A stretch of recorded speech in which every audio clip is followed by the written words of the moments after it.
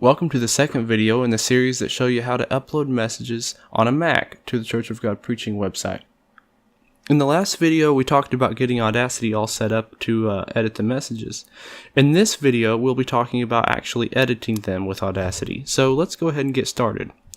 Now, the first thing we want to do is import the audio files that we want to edit to Audacity.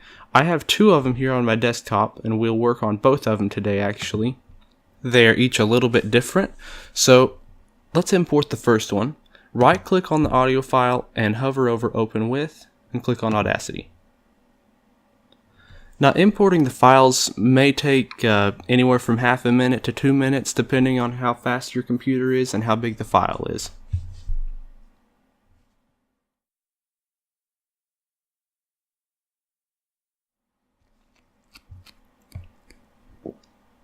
Okay. Now that that's imported, let's make that program window a little bit bigger so we can see.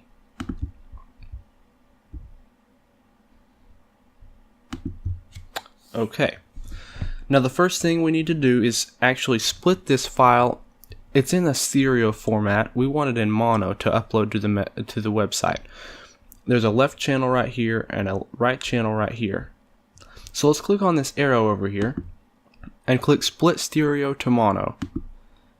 Now that gave us two different mono tracks, so one of them we need to delete now. All this red stuff right here is called clipping, and we will talk about that a little bit later, but for now we just want to delete the track that has the most clipping, so the most red stuff is this one. Click on the X. Okay.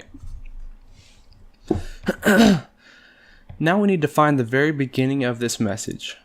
So you can, in Audacity, you can click anywhere on the track and it will place a marker, just like that. Now, every time you hit the play button or push the space bar, it will start from that marker.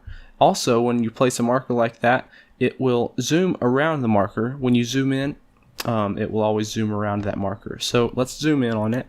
A pretty good way to do that is with Command 1, and you can hit that, probably hit it several times. That kind of gives us a rough estimate of where the beginning is. Now we want to move our marker to where it looks like the beginning is, which is right there. Continue zooming in a few times. Okay. Now to really find the beginning of the message, you'll have to listen to the first few seconds of it. You can either hit this play button or push the space bar. I prefer to push the space bar.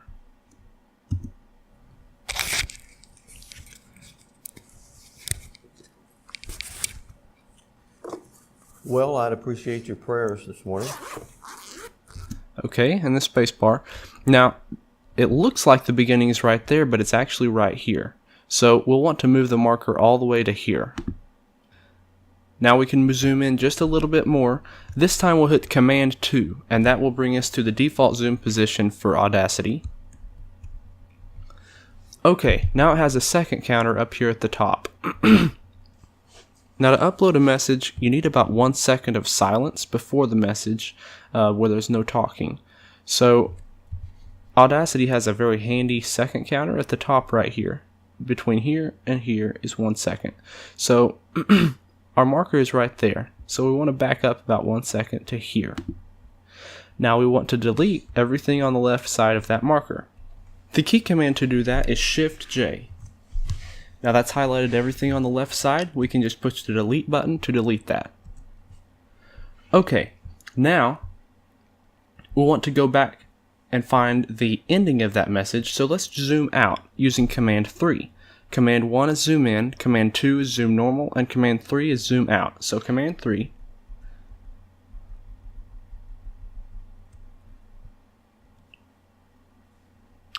Okay.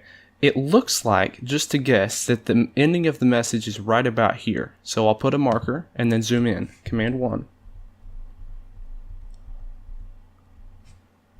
Now, again, you'll have to listen to the very ending to actually find the very ending of the message. Let God be able to lead us. You pray for me. Okay, so the ending of it is right here. So we'll put the marker there and then zoom in farther with Command 2. And we actually want to chop it right after the ending of that. So we need to delete everything on the right side of that marker. With that, you use Command K. With that, you use Shift K. And that will select everything on the right side, like that. Now we can just delete that with the delete button. Okay, now to edit the rest of the message, we need to be able to see the whole thing. So let's use Command 3 to zoom out. We'll have to zoom out some and then scroll over and then zoom out some more. So let's scroll over.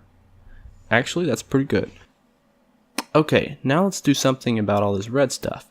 That is called clipping, and clipping is basically distortion that happens to the audio whenever the recording level was set too high. Now, most of the time you might get a little bit of clipping in a message. If it's this much repeatedly, you might want to turn down your recorder. Now, what you need to do with the clipping actually depends on the person that was speaking or how they spoke. If someone is preaching and they go from a quiet voice to a more loud voice and then back to a quiet voice, then you'll probably need to compress that file. But if the person that was preaching stayed pretty much at one audio level, then all you'll need to do is normalize it. Now this file will actually have to be compressed because when the person started their message, they were speaking regularly, and then they gradually increased to rather loud. So we'll want to compress it to try to even out that sound difference. Compressing an audio file simply tries to even out the low points in the audio and the high points in the audio, so it's more one sound plane.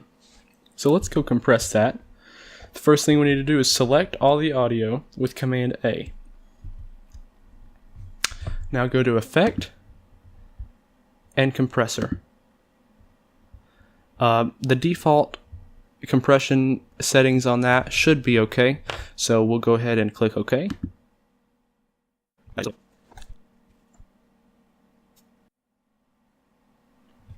Okay, now that audio file looks much better. Now the last thing that we need to do is normalize the file. Now what that does is it just tries to make sure that most of the messages online are about the same volume. So if we normalize this, it's probably going to turn the volume down just a little bit. So we'll go ahead and hit Command A again. I think it was already selected. Go to Effect and go to Normalize. Now the settings on the normalizing screen right there are actually correct, so that's the settings you'll want to use every time. So we'll go ahead and click OK.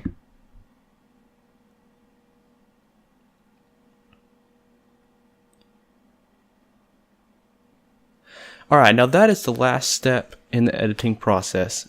In another video, I'll show you how to export this, and then in another video, I'll show you how to put it online.